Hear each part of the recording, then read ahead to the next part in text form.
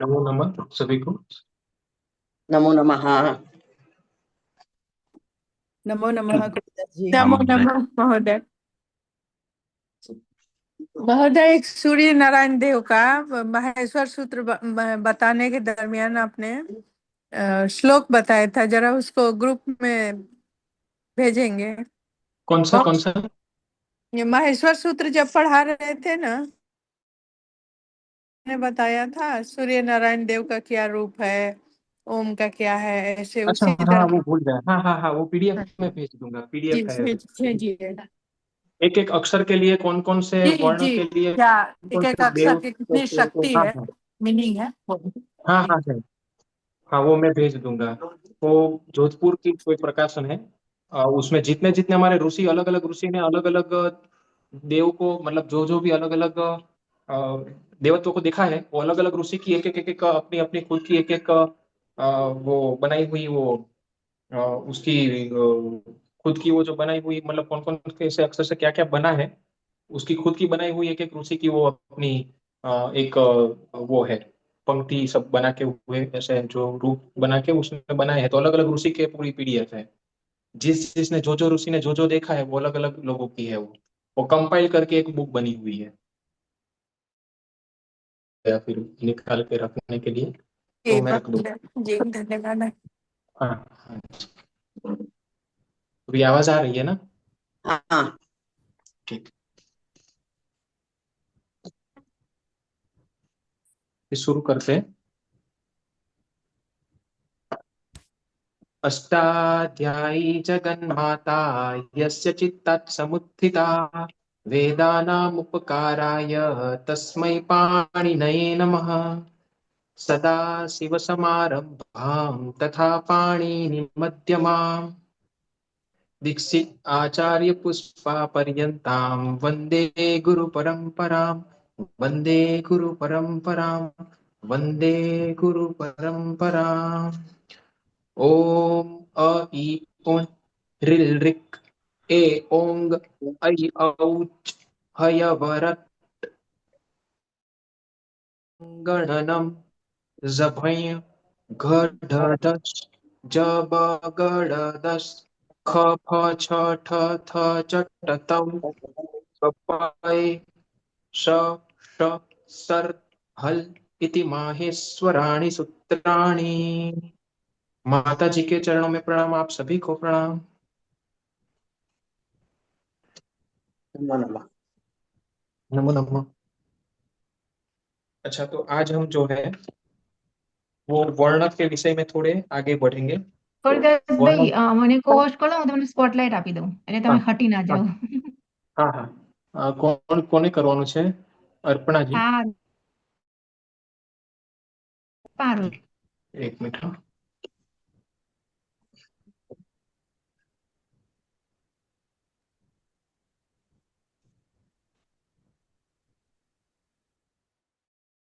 હા, તમે જાતે પણ કરી શકશો. થઈ ગયું? તમારા ઓપ્શન આવશે, જોજો. કેમ નથી તમે થતું? ટ્રાય કરો. અચ્છા, એક મિનિટ। હા, થઈ. થયું કે? ના, કેમ હું નથી નથી થતું? થઈ, પણ એક તમે મિનિટ જાતે ઉભા। પણ કરી શકશો. ટ્રાય કરો કદાચ. શું નામ કીધું? કોને કરવાનું છે?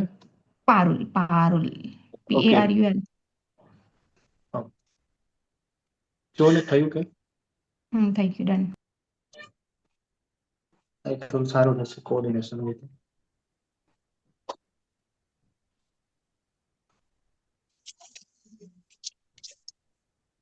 तो अभी तक हमने जो जाना वो पूरी वर्ण मातृका और वो जाना, माहेश्वर सूत्र जाने। लेकिन उसके भी, ये तो सिर्फ हमने वो वर्ण मातृका जानी, फिर इसके आगे ऋषियों ने वो जाना कि वो जो जो एक एक जो वर्ण बने हैं उसका उद्भव स्थान क्या है, कहाँ से वो प्रकट हो रहे हैं। क्योंकि जाना कि ये इसके पीछे का विज्ञान क्या है, कि भाई ये जो वाणी हम जो बोल रहे हैं वो ऐसे ही आ रही है या फिर इसके पीछे भी कुछ कार्य कारण भाव क्या है, कहाँ से आ रहे हैं। देखो, जो सामान्य लोग होते हैं, हमारे जैसे लोग, उनका प्रश्न है ना, प्रश्न ही बहुत चीज बता देता है। किसी आदमी को हमको जानना हो कि ऐसा है, उसकी कैरेक्टरिस्टिक्स क्या है, तो उसके प्रश्न से ही पता चल जाता है कि ये आदमी का जो है वो कैरेक्टर्स कैसा है। वो प्रश्न से ही पता चलता है। प्रश्न नाम का एक अलग से उपनिषद है। तो हमको जो प्रश्न होते हैं वो कैसे होते हैं कि भाई हमको प्रश्न होते हैं कि भाई सेंसस कितना बढ़ा, कितना कम हुआ। हमारे प्रश्न रहते हैं कि भाई कितने किसने कितनी सेंचुरी मारी, ठीक है, कौन कितना ज्यादा रन बना रहा है, किसने कितना ज्यादा सिक्स मारी या फोर मारी। ठीक है, हमारे प्रश्न ऐसे होते हैं कि जिसका कोई बेस नहीं होता, और वो हमारे जीवन के अगर वो हमने जाने या नहीं जाने तो भी कोई फर्क नहीं पड़ने वाला है सामने वाले को।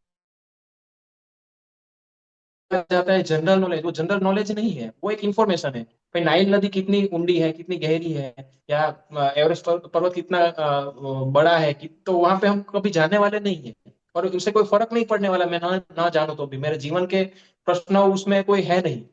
उससे मेरा जन्म या मरण के साथ कोई उसका कोई नाता वो इन्फॉर्मेशन से नहीं है। कि अगर नाइल नदी कितनी गहरी है वो मैं नहीं जानूंगा तो मैं वहां पे जाने वाला नहीं हूँ कि भाई चलो मैं डूब डूब जाने का प्रश्न ही नहीं आने वाला, वहां पे जाने ही नहीं वाला, यहाँ की नदी में नहीं जा रहा हो तो कहने का अर्थ है हमारा जो प्रश्न है वो ऐसे होते हैं जो सामान्य होते हैं, कि भौतिक प्रश्न रहते हैं। कि भाई ये जो जनरल नॉलेज वो इंफॉर्मेटिव रहते हैं कि भाई किसने कितने सदी बनाई, कि कौन स्कोर में आगे, किसको क्या अवार्ड मिला, कौन प्रधानमंत्री है, कौन बनेगा कौन नहीं बनेगा। ये जो न्यूज़पेपर आते हैं वो सब कचरा रहता है। रूसियों को जो प्रश्न हुए ना वो ऐसे नहीं हुए। रूसियों को प्रश्न ऐसे हुए तो लिंक थे। उसको प्रश्न ऐसा हुआ कि ये जो सर्जन हुआ है तो क्या ये सर्जन ऐसे ही हुआ है। उसके प्रश्न देखेंगे ना तो उसके प्रश्न एकदम गहन हो गए, चिंतन वाले हो गए।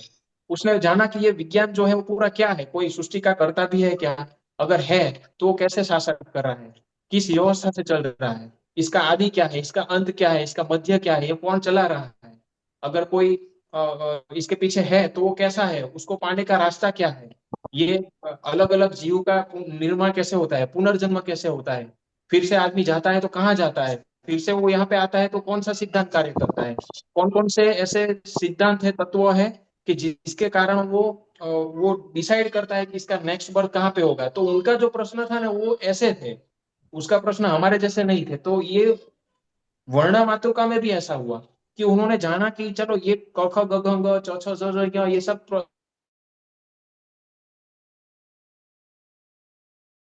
इसके भी कोई इसके वो सर्जन कैसा होता है, वो कहाँ से आ रहे हैं।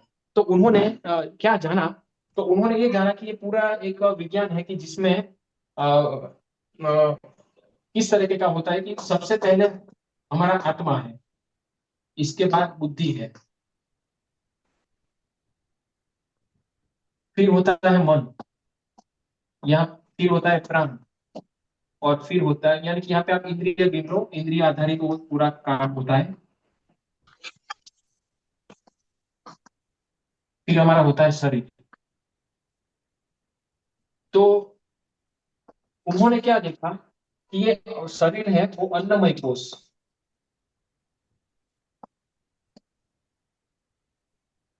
प्राण है वो है प्राणमय कोश,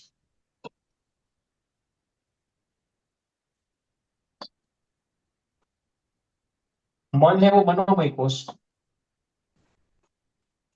बुद्धि है वो विज्ञानमय कोश,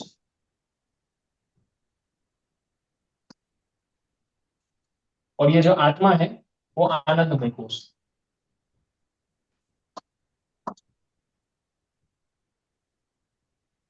इसको बोला जाता है पंचकोश का विज्ञान।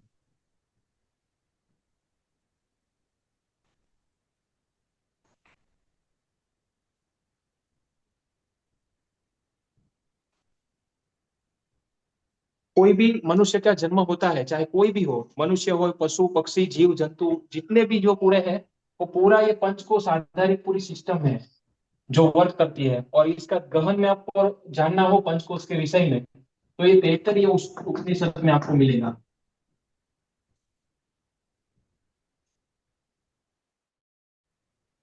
जहाँ पे भृगु ऋषि है, जिसको ये जो वारुणी इनका संवाद है, उसका वरुण का पुत्र होने के कारण उसको वारुण बोला जाता है। तो उसका संवाद आता है कि भाई कैसे ये पूरा ये भाई भृगु है मेरे क्या? को भृगु ब्रह्म को जान। भृगु है जी, क्या? भृगु भृगु ऋषि, भृगु, हाँ। हाँ, ठीक है, ठीक है। और ये वारुणी का संवाद है। वारुण यानी कि वरुण पुत्र को वारुणी बोलते हैं। हाँ। ओके। तो उसका ये नाम वारुणी है। उनका संवाद आता है उनके पिताजी के साथ कि वो पूछता है कि ब्रह्म तत्व क्या है, मुझे वो बताओ कि ब्रह्म क्या है, ब्रह्म तत्व क्या है, ब्रह्म क्या है, ऐसा मुझे जानना है कि ब्रह्म क्या है।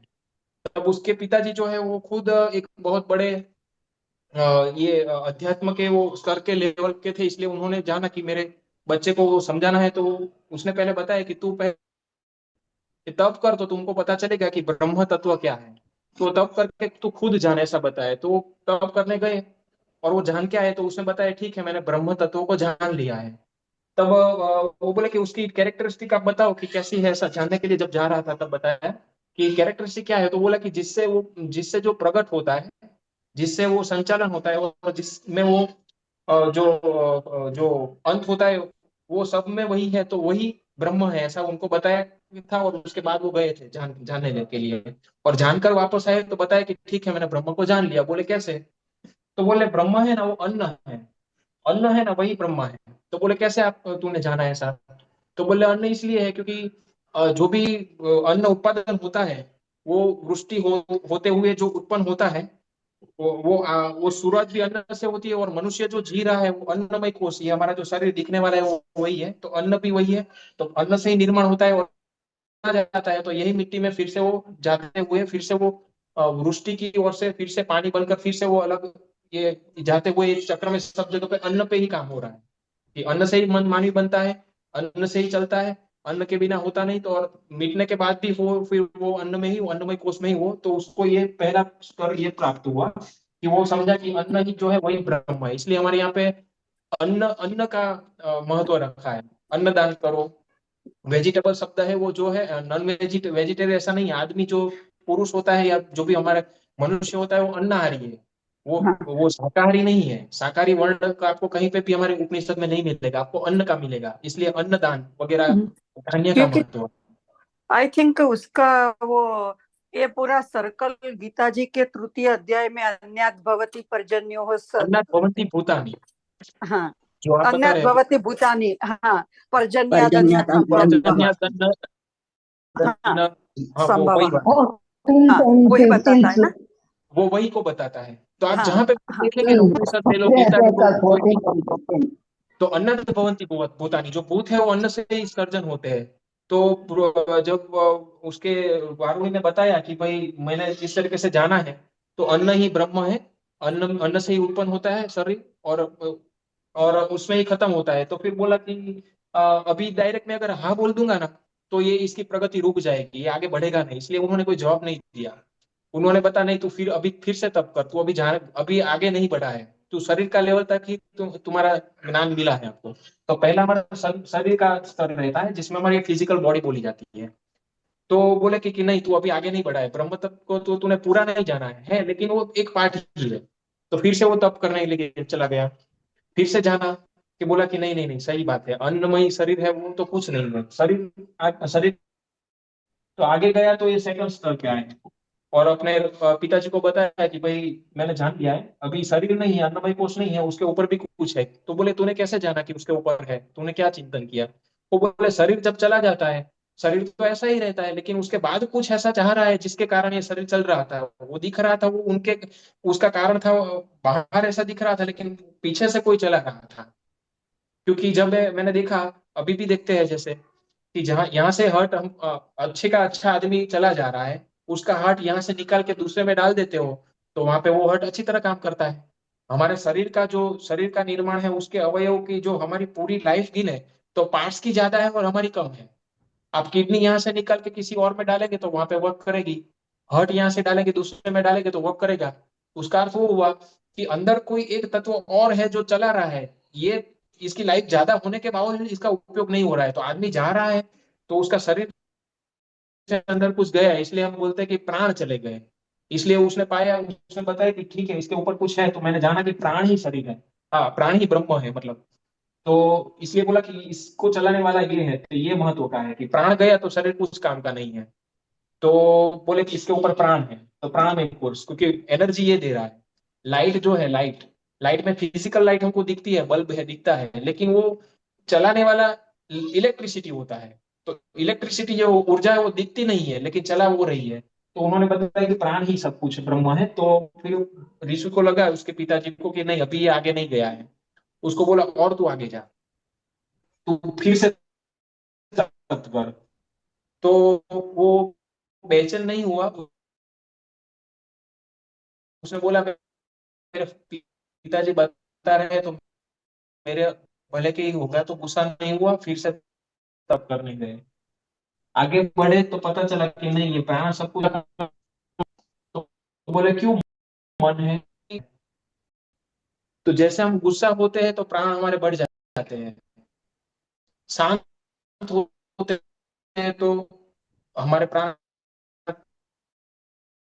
कंट्रोल में आ जाते हैं। इसीलिए प्राणायाम और ये मन,